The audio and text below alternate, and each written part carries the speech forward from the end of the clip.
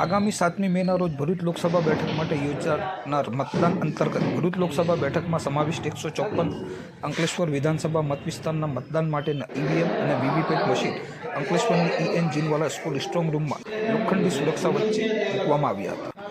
ભરૂચ લોકસભા બેઠક માટે 7મી મેના રોજ મતદાન યોજાનાર છે. ભરૂચ લોકસભા બેઠક પર 17.18 લાખ મતદારો પોતાના આગામી 5 વર્ષના લોકસભાના ઉમેદવાર નક્કી કરશે. ત્યારે વહીવટી તંત્ર દ્વારા શાંતિપૂર્ણ માહોલમાં ચૂંટણી યોજાય તે માટેની તમામ તૈયારીઓ કરી નાખવામાં આવી છે.